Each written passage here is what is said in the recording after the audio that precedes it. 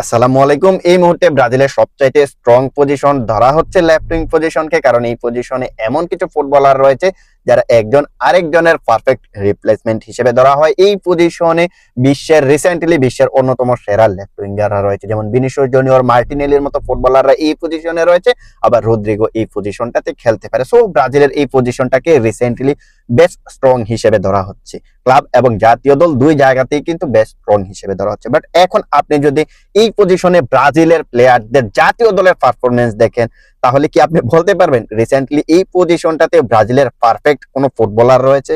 বলতে পারবেন না, কারণ আপনি এই জায়গাতে কিন্তু সচরাচর দেখতে পাচ্ছেন যে ভিনিসিয়াস জুনিয়র এই জায়গাটা নিজের করে নিয়েছে, যিনি কিনা এখনো পর্যন্ত ব্রাজিলের হয়ে টোটালি 45টা ম্যাচ খেলে 8টা গোল 9টা অ্যাসিস্ট করেছে। সো আপনি বুঝতে পারতেছেন 45 ম্যাচে মাত্র 8টা গোল।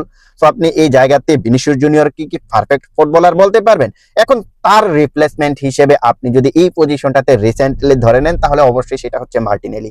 এখন মার্টিনেলির যদি পারফরমেন্সটা দেখেন, তাহলে দেখতে পারবেন যে এই মুহূর্তে এখনো পর্যন্ত ব্রাজিলের হয়ে তিনি 2022-এর পর থেকে এখনো পর্যন্ত ব্রাজিলের হয়ে টোটালি 20টা ম্যাচ খেলেছেন, বাট 20টা ম্যাচে তিনি পারফেক্ট কোনো পারফরমেন্স দেখাইতে পারে নাই, যেখান থেকে তাকে এই পজিশনটাতে ব্রাজিল টিমের অন্যতম সেরা একজন লেফট উইঙ্গার আপনি ধরতে পারবেন। এই মুহূর্তে তিনি 20টা ম্যাচ খেলেছেন, 20টা ম্যাচ খেলে মাত্র 3টা গোল ব্রাজিলের হয়ে করেছেন। হ্যাঁ, আপনি বলতে পারেন তিনি পর্যাপ্ত পরিমাণ গেম টাইমিং পায় নাই, তিনি সাবস্টিটিউট হিসেবে নামে, যার কারণে হয়তো তিনি এই পজিশনটাতে আপনি তাকে হয়তো বলবেন যে তিনি যথেষ্ট পরিমাণ সময় পায় নাই, গেম টাইমিং পায় না। হ্যাঁ, এটা আমিও মানতেছি, তবে 20 ম্যাচে ভাই 3 গোল এটা কোনোভাবেই কিন্তু মেনে নেওয়া যায় না।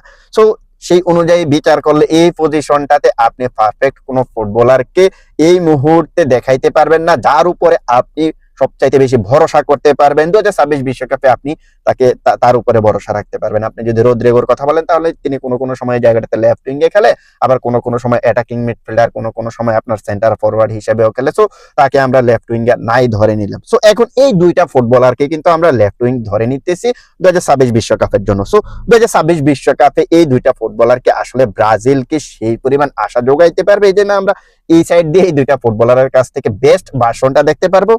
এখন কথা হচ্ছে এই দুইটা ফুটবলারের মাঝে কাকে আপনি 2026 বিশ্বকাপে স্টার্টিং 11-এ নিয়ে আসতে চান, কিংবা কার্লো আনচেলত্তি কোন ফুটবলারটাকে এই জায়গাটাতে সিলেক্ট করতে পারে, সেই বিষয়টা নিয়ে একটু কথা বলার ট্রাই করি। দেখুন, এই মুহূর্তে যদি আপনি ক্লাবের কথা চিন্তা করেন, তাহলে দেখতে পারবেন যে ক্লাবে এই পজিশনে কোনো ফুটবলারই, এই দুইটা ফুটবলারের মাঝে কোনো ফুটবলারই বেস্ট ভার্সনে নেই। আপনি যদি এই মুহূর্তে ভিনিসিয়াস জুনিয়রের কথা বলেন, তাহলে দেখতে পারবেন যে ভিনিসিয়াস জুনিয়র এই মুহূর্তে ক্লাবের হয়ে এবার মৌসুমে টোটালি 28টা ম্যাচ খেলে 8টা গোল 7টা অ্যাসিস্ট করেছেন।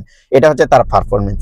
এখন আপনি যদি মার্টিনেলির কথা হিসাব করেন, তাহলে দেখতে পারবেন যে মার্টিনেলি এবারের মৌসুমে টোটালি 17টা ম্যাচে 6টা গোল 1টা অ্যাসিস্ট করেছেন। সো এই দুইটা ফুটবলারের পারফরমেন্স আহামরি তেমন একটা ভালো না, তবে মার্টিনেলি এই জায়গাটাতে যে কাজটা করতেছে, তিনি চ্যাম্পিয়ন্স লিগে একের পর এক আউটস্ট্যান্ডিং পারফরমেন্স দিতেছে। প্রিমিয়ার লিগে খারাপ করলেও তিনি চ্যাম্পিয়ন্স লিগে কনসিস্টেন্টলি পারফরমেন্স দেখাইতেছে, যেখানে আপনি দেখতে পারবেন যে এবারের চ্যাম্পিয়ন্স লিগে টানা 5টা ম্যাচে 5টা গোল তিনি করেছেন। এবারের চ্যাম্পিয়ন্স লিগে 5টা ম্যাচ খেলেছেন, 5টা ম্যাচে তিনি 5টা গোল করেছেন এবং একটা অ্যাসিস্ট করেছেন। আপনি যদি তার ম্যাচগুলা দেখেন, তাহলে দেখতে পারবেন যে বায়ার্ন মিউনিখের এগেইনস্টে, অ্যাটলেটিকো মাদ্রিদের এগেইনস্টে, অ্যাটলেটিকো বিলবাও, ক্লাব বুরস এবং অলিম্পিকিয়ন্স, এই 5টা টিমের এগেইনস্টে খেলে 5টা ম্যাচে গোল করেছেন। তার এই চ্যাম্পিয়ন্স লিগের টানা 5টা ম্যাচের গোল কিন্তু তাকে নেইমার জুনিয়রের নামের পাশে নিয়ে গিয়েছেন। চ্যাম্পিয়ন্স লিগে ব্রাজিলিয়ান ফুটবলারদের মাঝে এখনো পর্যন্ত যে ফুটবলার গুলা টানা ম্যাচে গোল করেছে, এদের মাঝে একজন হচ্ছে নেইমার জুনিয়র, যিনি কিনা টানা 5টা ম্যাচে গোল করেছিলেন। তিনি 2017 সালে বার্সেলোনা এবং পিএসজিতে থাকাকালীন অবস্থায় একই মৌসুমে টানা 5টা ম্যাচে চ্যাম্পিয়ন্স লিগে গোল করেছেন। আর এবার সেই রেকর্ডে, ব্রাজিলিয়ান ফুটবলারদের মাঝে সেই রেকর্ডে কিন্তু মার্টিনেলিও তার নামটা কিন্তু নেইমার জুনিয়রের পাশে নিয়ে গেছেন। এখন যদি সামনের ম্যাচটাতে তিনি চ্যাম্পিয়ন্স লিগে গোল করতে পারে, তাহলে এককভাবে ব্রাজিলিয়ান ফুটবলার হিসেবে তিনি এই রেকর্ডের মালিক হয়ে যাবেন। এমনটা যদি তিনি করতে পারেন, তাহলে শুধু ব্রাজিলিয়ানদের মাঝে রেকর্ড না, তিনি চ্যাম্পিয়ন্স লিগের ইতিহাসের টানা যে গোলের রেকর্ড গুলা রয়েছে, ওই গোলের রেকর্ডে 3 নম্বরেও কিন্তু চলে আসবেন। সো এটা হচ্ছে গাব্রিয়েল মার্টিনেলির বর্তমানের যে পারফরমেন্স সেটা। এখন কথা হচ্ছে এই দুইটা ফুটবলারের মাঝে কার্লো আনচেলত্তি এক্স্যাক্টলি কোন ফুটবলারটাকে আপনার 2026 বিশ্বকাপের লেফট উইঙ্গের জায়গাটা দিয়ে দিবেন। আমার কাছে তো এখনো পর্যন্ত মনে হয় যে ভিনিসিয়াস জুনিয়র, কারণ ভিনিসিয়াস জুনিয়র কার্লো আনচেলত্তির অধীনে রিয়াল মাদ্রিদে যা করেছে, সেই অনুযায়ী এই মুহূর্তে আমি বলতে পারি যে না, ভিনিসিয়াস জুনিয়রকে লেফট উইঙ্গের পজিশনটা দেওয়া হবে। বাট আমার কাছে মনে হয় যে মার্টিনেলিওকেও মানে সমানভাবে সুযোগ দেওয়া উচিত।